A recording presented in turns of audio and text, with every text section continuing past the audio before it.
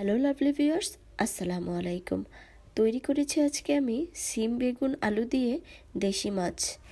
এই মাছগুলো সম্পূর্ণ বিলের মাছ, আর এই মাছ দিয়ে এই তরকারিটা কিন্তু ভীষণ মজার। আমার কাছে বিলের মাছ দিয়ে সবজি তরকারি খুবই ভালো লাগে, তাই আমি রান্না করে আপনাদের সাথে শেয়ার করলাম। আমি এখন রান্নাটি করার জন্য চুলায় একটি পাত্র বসিয়ে দিয়েছি, আর তাতে কিছুটা সয়াবিন তেল দিয়ে দিয়েছি কিছু পেঁয়াজ কুচি। পেঁয়াজ কুচিটা আমি কিছুক্ষণ ভেজে নিচ্ছি। পেঁয়াজ কুচিটা ভাজা হয়ে গেলে আমি এখানে দিয়ে দিচ্ছি কিছু কাঁচামরিচ।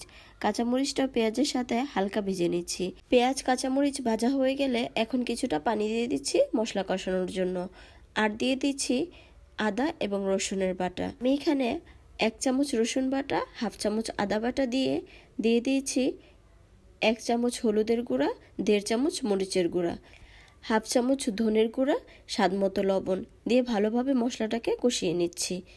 আমি মশলাটাকে ভালোভাবে কষিয়ে নিচ্ছি।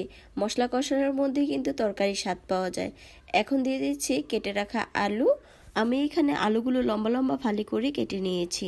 সিমগুলো বেশ কিছুটা লম্বা রেখে কেটে নিয়েছি। সিম আর আলুর সাথে আমি এখানে একটা বেগুনও কেটে দিয়েছি, মাঝখান থেকে কেটে দিয়ে ছোট ছোট টুকরা করে নিয়েছি। আমি এখানে মশলার সাথে সিম, আলু, বেগুন সব কিছু ভালোভাবে মশলার সাথে কষিয়ে নিচ্ছি। সব সবজি দেওয়া হয়ে গেলে এখন মশলার সাথে ভালো করে মিশিয়ে কিছুক্ষণের জন্য ঢেকে দিচ্ছি। 2 মিনিট পর ঢাকনা উঠিয়ে সবজি থেকে কিছুটা পানি ছেড়েছে। এখন সবজিগুলোকে আমি আরেকটু ভালো করে নেড়ে দিচ্ছি। এগুলোকে আরেকটু নেড়ে চেড়ে আরও কিছুক্ষণের জন্য ঢেকে রেখে দিচ্ছি, আর কিছুক্ষণ কষিয়ে নিব আমি। মশলা কষাতে কষাতে এখন বলে দিই, কেউ যদি আমার চ্যানেলটি এখনও সাবস্ক্রাইব করে না থাকেন তাহলে চ্যানেলটি সাবস্ক্রাইব করে লাইক, কমেন্ট, শেয়ার করে পাশে থাকবেন। আপনার একটি সাবস্ক্রাইব, একটি লাইক, একটি কমেন্ট কিন্তু আমাকে ভিডিও করার অনুপ্রেরণা যোগায়। কথা বলতে বলতে মশলাও কষানো হয়ে গেছে, সবজিগুলো প্রায় নরম হয়ে এসেছে। এখন আমি পরিমাণ মতো পানি দিয়ে দিচ্ছি। আমি আমার তরকারির মতো যতটুকু পানি সেদ্ধ হতে প্রয়োজন ঠিক ততটুকুই পানি দিয়ে সেদ্ধ করে নিচ্ছি। তরকারিতে পানি দিয়ে দিয়েছি, এখন অপেক্ষা করে নিচ্ছি বলক আসা আগ পর্যন্ত। এখন কিন্তু ভরপুর সবজির সিজন, আপনারা চাইলে এভাবে রান্না করে একবার খেয়ে দেখতে পারেন। করছি আপনাদের কাছে খুব ভালো লাগবে। আপনারাও চেষ্টা করবেন দেশি বিলের মাছ দিয়ে রান্না করতে, তাহলে কিন্তু আরও বেশি ভালো লাগবে। তরকারির ঝোলটা টেনে যখন মাখা মাখা হয়ে আসবে তখনই আমি দিয়ে দিচ্ছি 1 মুঠ ধনেপাতা।